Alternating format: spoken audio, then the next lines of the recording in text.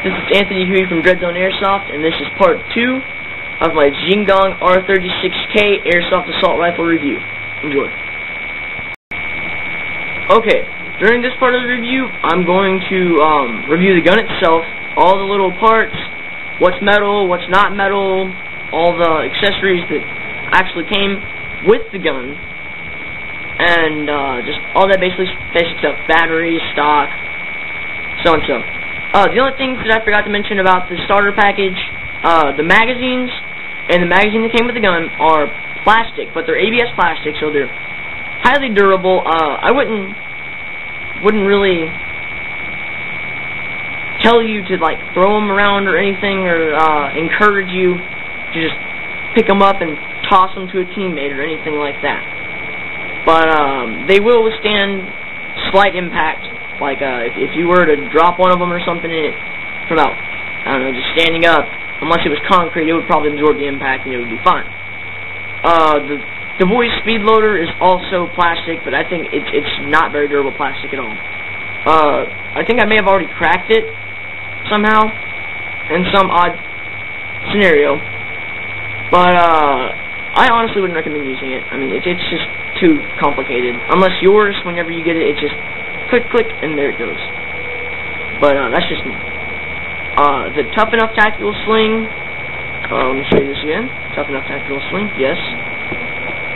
High grade leather. I'm pretty sure. Might be just rope mesh. Never know, but very strong, very durable, very heavy duty. BBs, like I said, high grade. That clears up the rest of the starter package.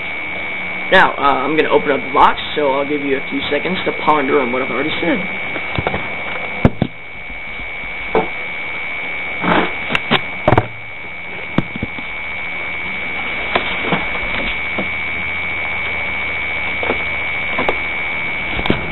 Okay.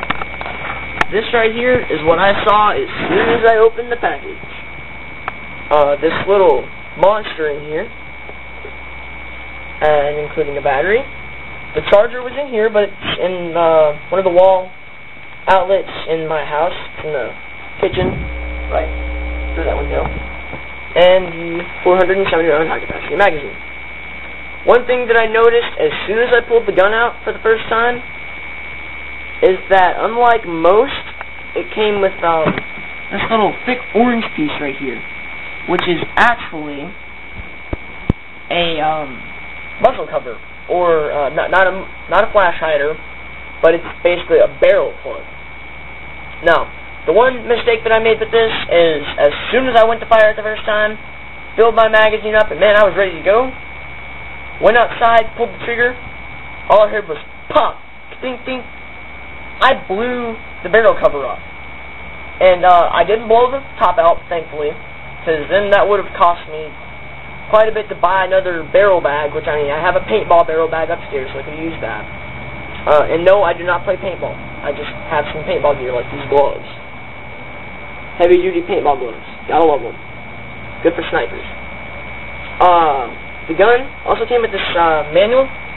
I did not bother reading this at all, because mainly Chinese, yeah, no, don't read Chinese. I speak some Japanese, and I can write some of it and read some of it, but I do not. No, Chinese, bad. It comes with the standard safety warnings, you know. Read over those a little bit. Not too much, because I was looking up all the manuals and stuff on the internet for it. So I basically knew all about this gun before it even got here.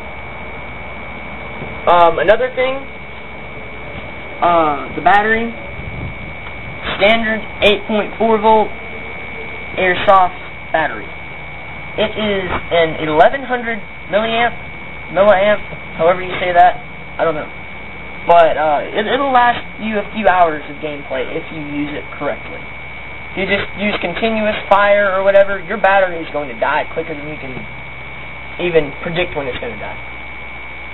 Mine should be about an hour away from dead, because I used it last night, and I used it a few days before that, because I tried to do the review before, and it failed horribly. So that's why I'm doing this right now. I'm going to go ahead and remove this and lay it on the box that I have behind here. This is where I keep all my airsoft gear. My mask that I allegedly have decided to wear.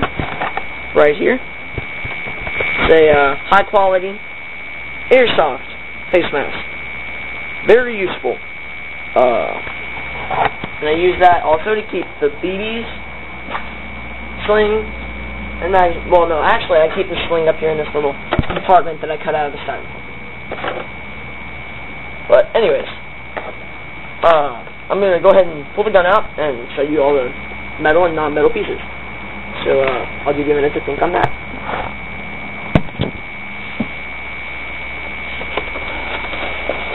Any noise that you hear at all is me pulling this gun out of this package and nothing more. Except that I have to blow some of the styrofoam off of it.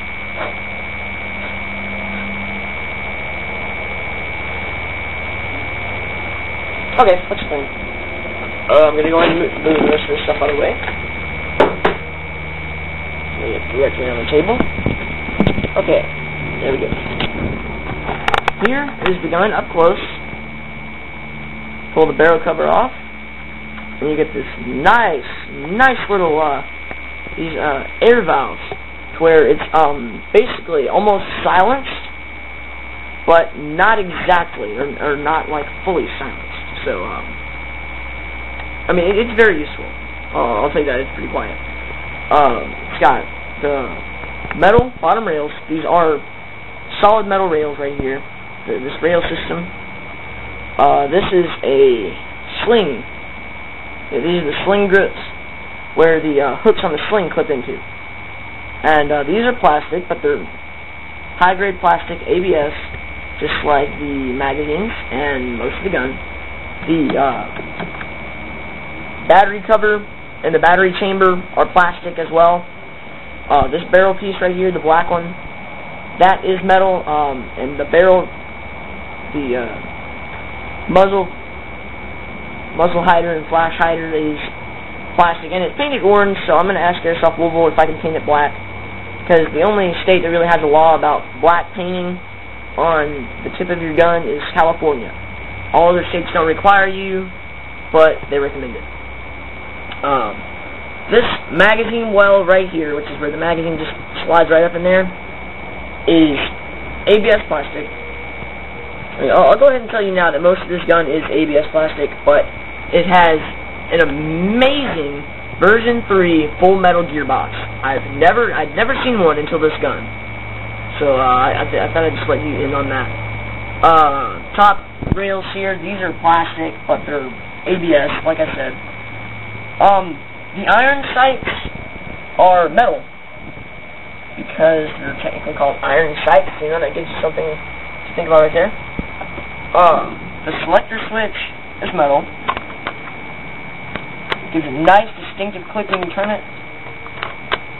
Now that's one of the things that I really like about this gun, is the selector switch, because there's a selector switch on each side of the gun. One on the left side, and one on the right side. Might not be able to see it very well through the stock, but there is a selector switch down in there. And I'll go ahead and show you how the stock folds out. Oh, and the trigger guard are metal as well. Well, no, the trigger guard's plastic, but the trigger is metal, I believe.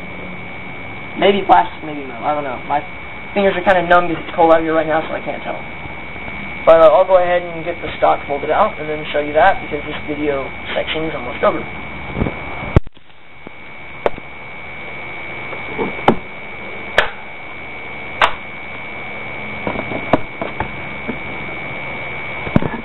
You probably heard that nice little pop. That was the stock popping off from behind the gun. It is a folding stock. It is very durable. Right here you have another sling clip, or sling ring, I like to call them. And then back here on the back of the stock you have yet another one. Or if you want to use either this one and this one, or this one and this one. I don't know why somebody would use this one and this one. That just wouldn't make any sense to me. But that's the stock. It's all ABS plastic except the butt pad, which is rubber, and it's very comfortable, by the way. Very good fit. And I believe this button right here, maybe not. I'm not sure. Like I said, hands are numb, can't tell. But that concludes this section, except for this mag catch, which is also plastic. like I said, this concludes this section, and in the next one, I'll show you how to install the battery and how kind of rough it is to get the battery cover back on. See you then.